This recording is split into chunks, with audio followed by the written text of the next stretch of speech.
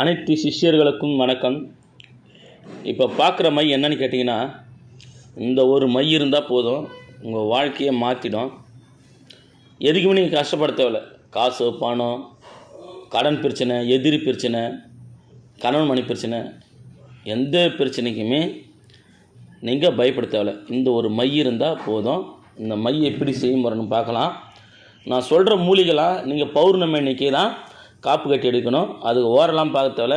எந்த ஓரையில் வேணாலும் எடுக்கலாம், எந்த ஓரையில் வேணாலும் எடுக்கலாம். ஆனால் பௌர்ணமி அன்னைக்கு தான் நீங்கள் எடுக்கணும். பவளமல்லி இருக்குது பார்த்தீங்களா? பவளமல்லியோட பூ, இந்த பவளமல்லி பூவு, ஜாதி மல்லி பூவு, பவளமல்லி பூ ஒரு 50 கிராமு, ஜாதி மல்லி பூவு ஒரு 50 கிராமு, நரி மிரட்டி மூலிகை இருக்குது பார்த்தீங்களா? அது முழு சம்பளம். நீர்மேல் நெருப்பு மூலிகை இருக்குது, அது முழு சம்பளம். நத்தைச்சூரி முழு சம்பளம். தாழம்பு பூ மட்டும் எடுத்துக்கோங்க.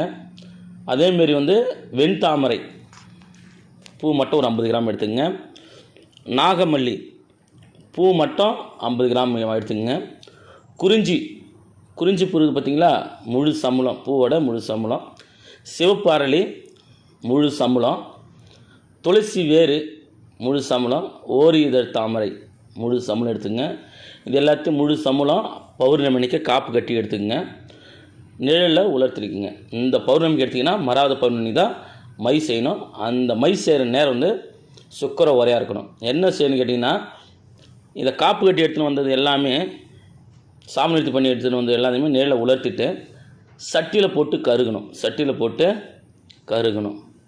கருகிட்டு அது கூட 100 கிராம் பச்சை கற்பூரம், அரகஜா 50 கிராம், கோராசனை 50 கிராம், புணுக்கு 50 கிராம், கஸ்தூரி 50 கிராம், குங்குமப்பூ 10 கிராம், ஏலக்காய் விதை 20 கிராம், ஜாதிக்காய் 20 கிராம், லவங்கப்பட்டை சுருள் பட்டை இருக்குது பார்த்தீங்களா? அது 20 கிராம், மல்லிகை அத்தர் 4 பாட்டில் இலப்பிண்ணெய் விட்டு இதை அரைக்கணும். என்ன செய்யணும், கருகணத்தை நல்லா கல்வத்தில் போட்டு அரைக்கணும்.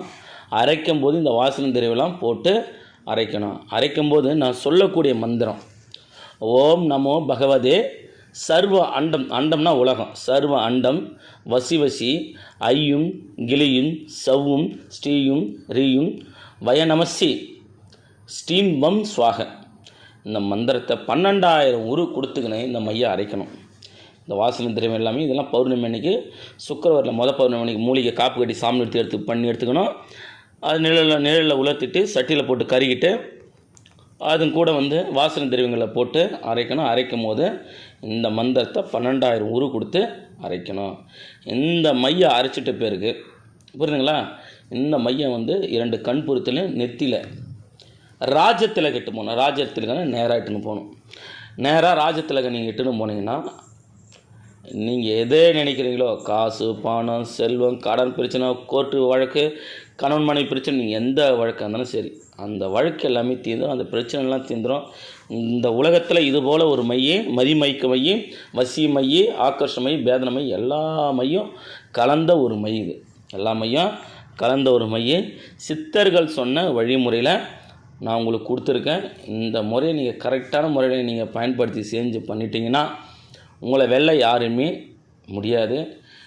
இது நீங்களே செஞ்சு பார்க்கணும் தான் உங்களுக்கான வழிமுறையை நான் சொல்லித்தரேன். இந்த மையை தயவுசெய்து செஞ்சு நீங்கள் பயன்படுத்தி வாங்க. உங்கள் பிரச்சனைக்கு எல்லாமே தீர்வு கிடைக்கும். புரியுதுங்களா? சித்திரவில் சொன்ன முறையில் இதில் எந்த ஒரு சூட்சமத்தையும் நான் மறைக்கலை. நீங்கள் பயன்படுத்தி பாருங்கள். நன்றி, வணக்கம்.